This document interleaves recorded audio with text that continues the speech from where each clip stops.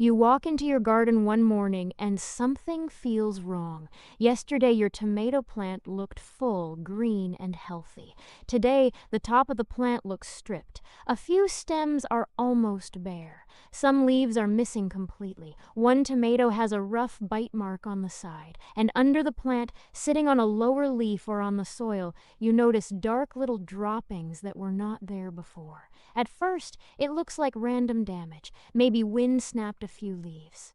Maybe a rabbit reached through the fence. Maybe the plant is just stressed from the heat. But if the leaves are disappearing from the top down and the plant looks like something has been quietly eating it while you are not watching, there is one suspect you need to look for: a giant green caterpillar hiding in plain sight. The tomato hornworm.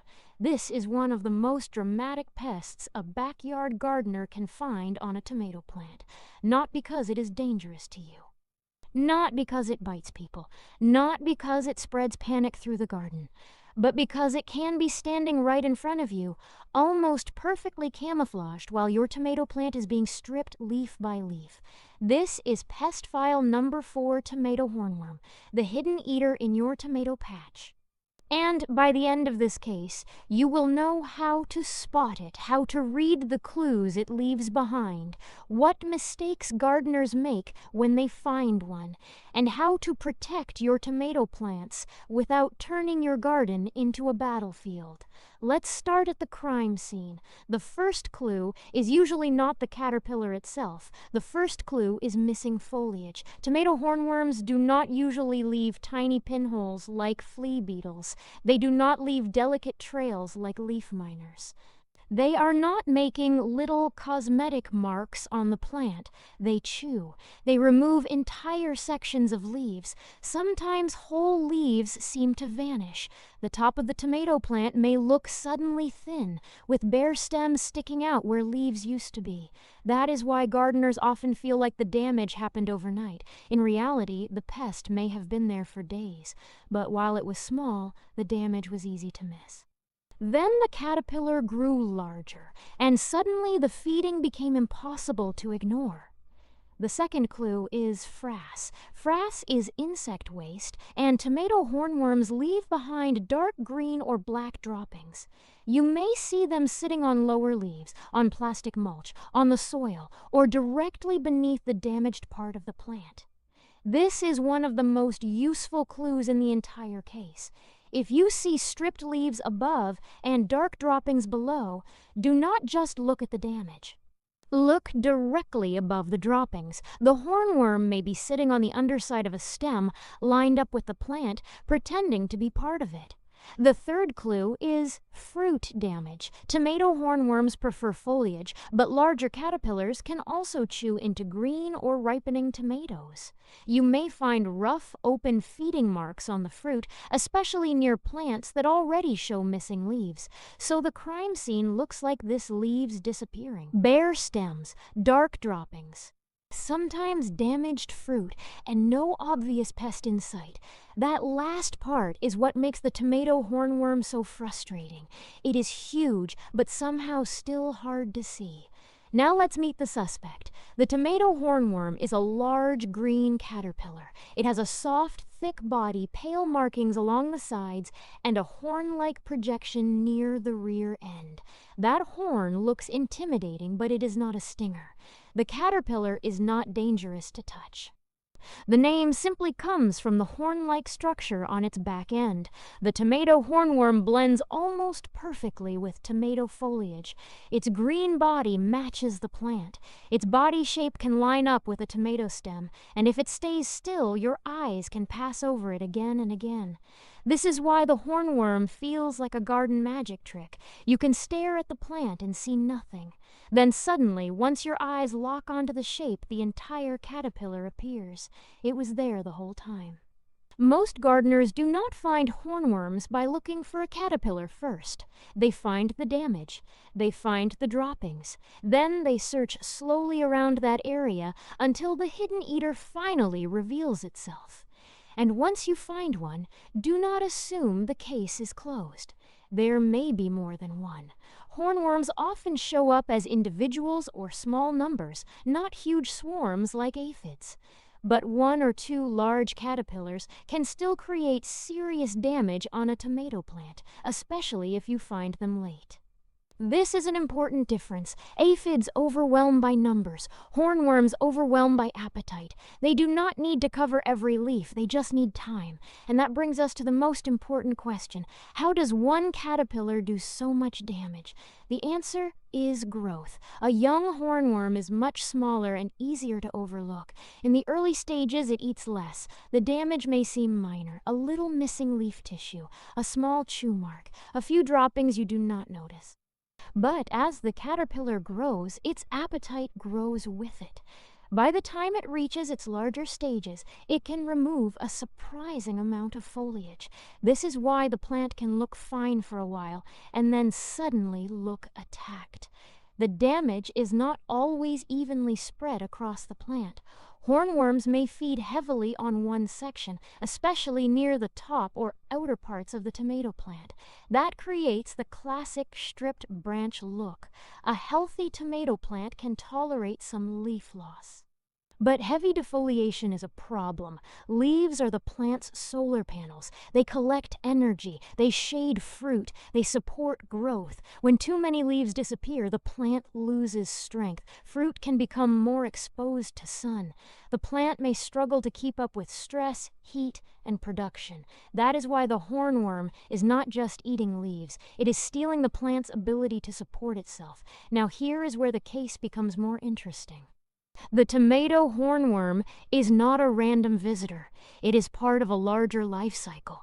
The caterpillar eventually becomes a moth, often called a sphinx moth, hawk moth, or hummingbird moth. These moths can hover near flowers and feed on nectar. Many people see them and think they look like tiny hummingbirds moving from flower to flower. So the creature that damages your tomato plant as a caterpillar becomes a moth that may visit flowers as an adult. That does not mean you should let every hornworm destroy your plants, but it does mean the story is more complicated than big green worm equals bad. In a garden, many creatures have more than one role. The problem is timing and location.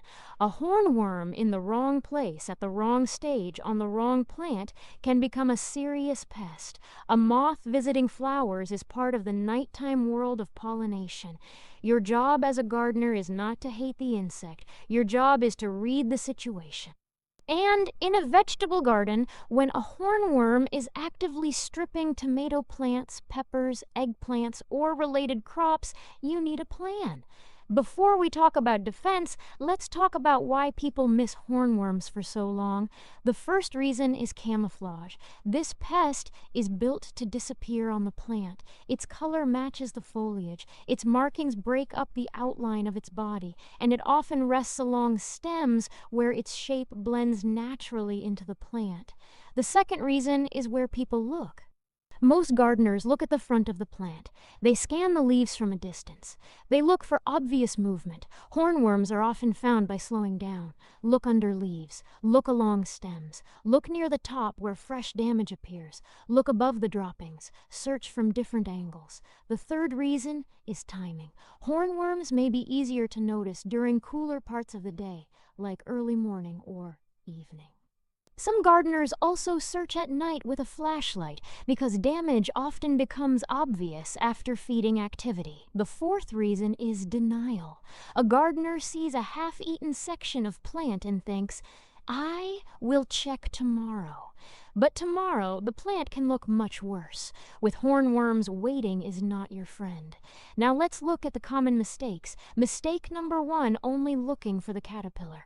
If you only look for a big green worm, you may miss it. Look for the clues first. Missing leaves, bare stems, dark droppings, chewed fruit, fresh damage near the top of the plant. The clues lead you to the suspect. Mistake number 2, spraying before inspecting. When gardeners see dramatic damage, they often want to spray immediately. But with hornworms, the best first step in a small garden is usually inspection and hand removal. This pest is large. If you find it, you can remove it directly. That is often simpler, cheaper, and more targeted than treating the entire plant. Mistake number 3, ignoring beneficial insects. Sometimes you may find a hornworm covered in small, white oval structures. They can look like tiny grains of rice attached to the caterpillar. Do not remove those cocoons. Those are usually the cocoons of parasitoid wasps. The wasp larvae have used the hornworm as a host, and the hornworm is no longer the same kind of threat. Leaving it in place allows more beneficial wasps to emerge, and those wasps can help control other hornworms in the garden. This is one of the strangest moments in pest control. The pest becomes evidence that your garden's natural defense system is working. Mistake number 4, removing all bugs from the garden. A sterile garden is not a strong garden. Lady beetles, lacewings, paper wasps, parasitoid wasps, and other natural enemies can help keep pest populations in check. If you treat every insect as an enemy, you may remove the very helpers that would have reduced the problem.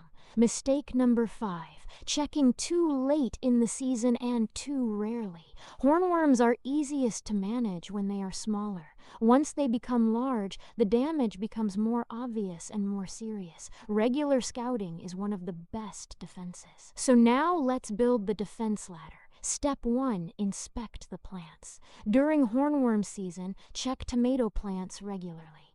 Do not just glance at them from the path. Walk around the plant. Lift leaves. Look along stems. Check the top growth. Look for dark droppings below damaged areas. If you find frass, look up. That one habit can save you a lot of time. Step 2, remove the hornworm by hand. For many backyard gardens, this is the most practical method. Put on gloves if you do not want to touch it. Pick the caterpillar off the plant. Drop it into soapy water, relocate it away from your vegetables if that fits your approach, or dispose of it according to your own garden practice. The key is direct removal. You do not need to panic. You do not need to destroy the whole plant. You just need to remove the active feeder. Step 3, check again the next day. Finding one hornworm does not prove there are no others. After you remove one, inspect the same plant and nearby plants again. Check especially where the damage is fresh.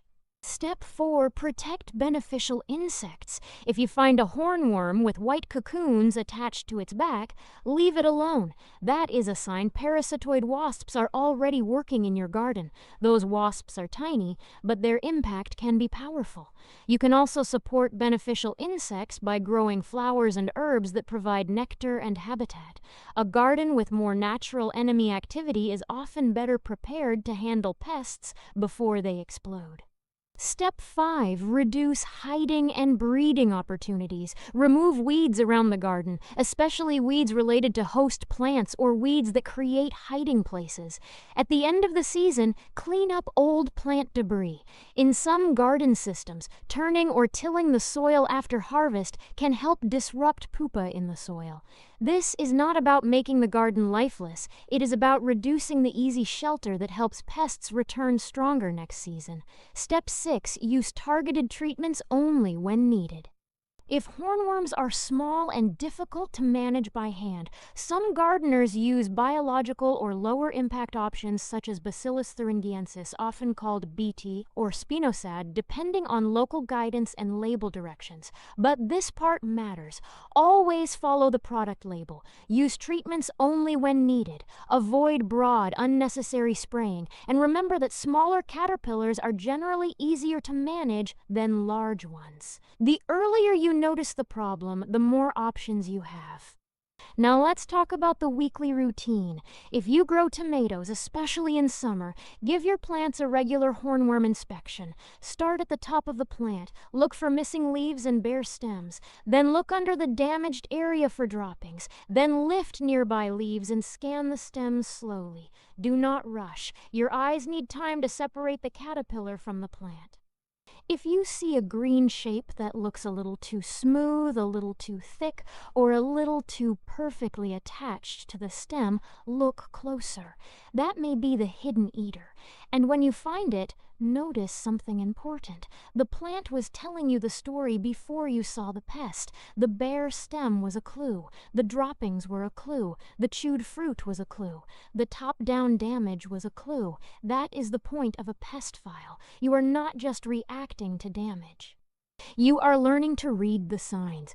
Now, before we close this case, there is one more detail that makes hornworms different from many garden pests. They are dramatic, but they are usually manageable. Aphids can multiply into colonies. Spider mites can spread before you even understand what is happening. Whiteflies can lift from a plant like a tiny white cloud. But hornworms are large. They can hide, but they cannot become invisible forever.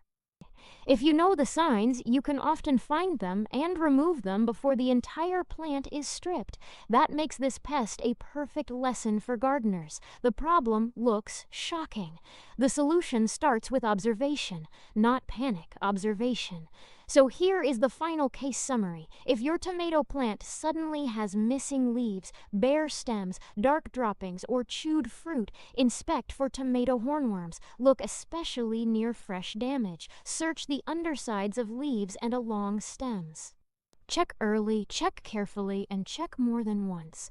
If you find a normal active hornworm, remove it by hand. If you find one covered in white cocoons, leave it for the parasitoid wasps. Support natural enemies. Keep the garden clean after the season, and use targeted treatments only when inspection shows they are truly needed. The tomato hornworm is not the smallest pest in the garden. It is not the fastest, and it is not the most mysterious once you know what to look for.